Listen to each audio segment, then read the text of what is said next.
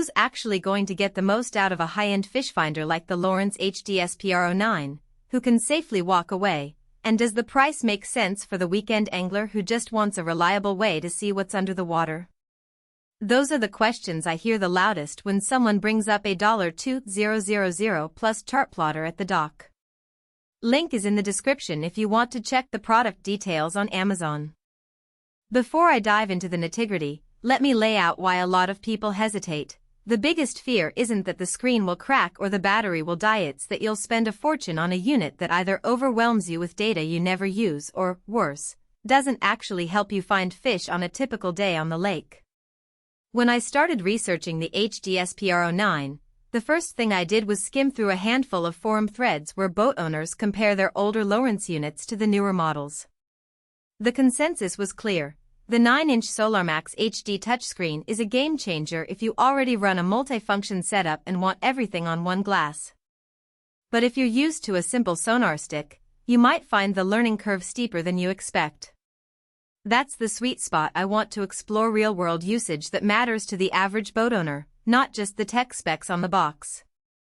Let's picture a typical Saturday morning on a 20-foot bass boat.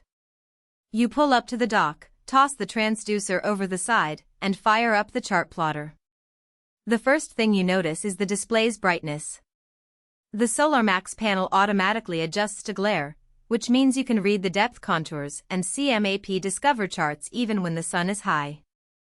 In practice, that translates to fewer squints and more time plotting a route to a promising weed line.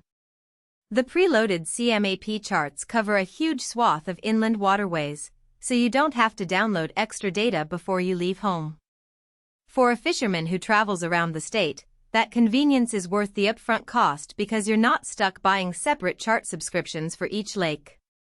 Now, the real advantage shows up once you hit the water. The HDS Pro9 is ready for ActiveTarget 2 and 2XL live sonar, and it's also compatible with active imaging HD sonar.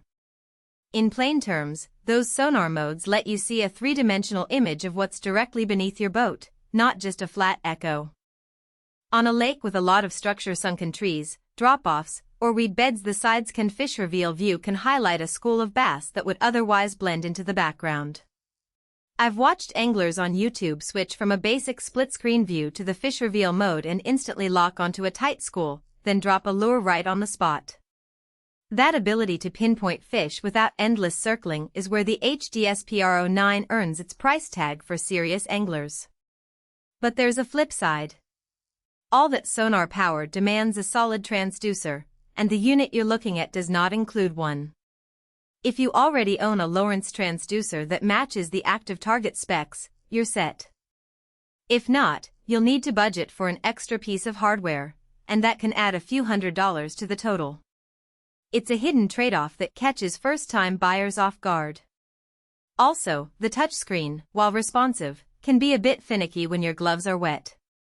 I've seen a few boaters mention that they end up tapping the screen with the edge of a glove, which can register a wrong input and briefly scramble the display. It's not a deal-breaker, but it's something to be aware of if you fish in cold water and keep your hands gloved most of the time. Another practical consideration is power consumption. The 9-inch screen draws more juice than a smaller unit, so you'll want a robust battery setup on board. For a typical 12-volt system on a mid-size boat, the HDS Pro9 runs fine for a full day of fishing, but if you're planning an all-day tournament with multiple sonar modes active, you might need a secondary battery or a power management plan. That isn't a surprise for any electronics you bring out on a boat, yet it's an extra layer of planning that casual anglers sometimes overlook. So, who should buy this? If you're already using Lowrance Chartplotters or you run a multi-sensor suite and you want a single screen that can handle high-definition mapping, Sidescan imaging, and live sonar updates without juggling separate devices, the HDS Pro9 is a solid investment. It shines for boaters who fish in varied environments, large reservoirs, coastal inlets, or rivers where the ability to switch quickly between depth contours, 3D sonar, and Sidescan can mean the difference between a catch and a cold day on the water. It's also a good fit for guides who need to show clients what's beneath the surface in real time. the intuitive touchscreen lets you point out structure and fish locations on the fly. On the other hand, if you're a casual weekend angler who primarily uses a simple depth finder or